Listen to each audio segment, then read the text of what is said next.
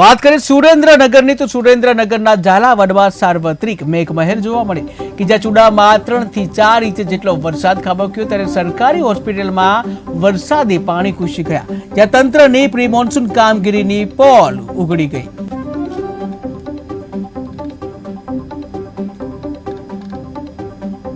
કરતી આ ભારતીય જનતા પાર્ટીની સરકાર હાલમાં સુરેન્દ્રનગર જિલ્લાના ચૂડા તાલુકાની રેફરલ હોસ્પિટલમાં પ્રી મોન્સૂનની કામગીરી કરેલી એવી આ સરકારની જે વાતો છે એ પોકળ સાબિત થઈ છે।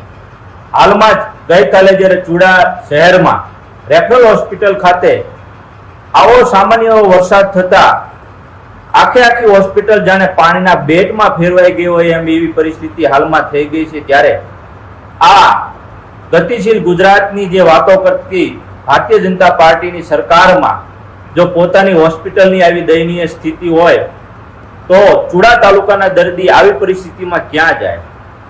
પોતે પ્રી મોન્સૂન કામગીરીની મોટી પોકળ વાતો અને ગ્રાન્ટો વાપરવી માત્ર ને માત્ર ભ્રષ્ટાચાર કરવા સિવાય ભારતીય જનતા પાર્ટી સરકારમાં બીજું કાંઈ નથી। એનો જીવતો જાગતો આ ચૂડા તાલુકાની ચૂડા ગામની રેફરલ હોસ્પિટલ છે। વારંવાર રજૂઆત કરવા છતાં એનો કેમ યોગ્ય નિકાલ નથી થતો? જોવું એ રહ્યું કે ભારતીય જનતા પાર્ટીને ચૂડા તાલુકાની પબ્લિકની કાંઈ પડી છે કે નહીં આવનારા સમયમાં આપણને જોવા મળશે। કારણ કે વર્ષોથી આવી સ્થિતિ હોવા છતાં હાલ પણ એ જ પરિસ્થિતિ છે અને દર્દીઓ અત્યારે આ એમના કારણે બિસ્માર હાલતમાં બિલ્ડિંગ હોવાના કારણે પાણી અંદર ઘૂસી જવાના કારણે દર્દીની હાલત કફોડી થતી જાય છે।